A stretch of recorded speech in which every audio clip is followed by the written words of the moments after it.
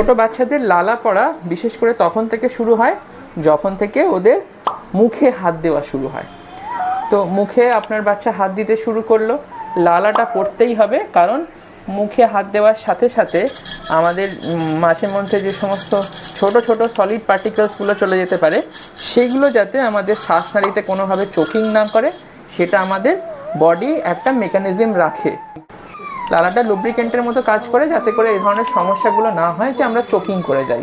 ঠিক আছে, তো এইটা একটা মেকানিজম। আর 2 নম্বর হচ্ছে আমাদের ওরোমোটর কন্ট্রোল এখন ঠিকঠাকভাবে ডেভেলপ নয়। ওরোমোটর কন্ট্রোল মানে আমাদের গলার মাসেলস, আমাদের মুখের মাসেলস এখনও ঠিকঠাক করে কোঅর্ডিনেটেডভাবে সবসময় লালাটা ঘিটে নিতে জানে না, সেজন্য এখন লালা পড়তে থাকে। যতদিন বাচ্চা মুখে হাত দিয়ে এরকম এক্সপ্লোর করতে থাকে, লালাটা পড়তে হবে বেশি করে।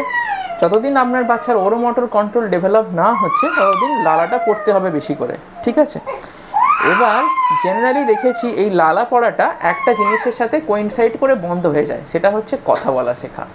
আপনার বাচ্চা যখন 2 বা 3টে শব্দের কথা বলতে শিখছে, তখন আমাদের বুঝতে হবে যে আমাদের ওরোমোটর কন্ট্রোল ঠিকঠাক আসতে শুরু করেছে, এবং আমরা সেই সময়তেই জেনারেলি দেখতে শুরু করি যে বাচ্চার লালা পড়াটা ধীরে ধীরে কমতে আরম্ভ করেছে।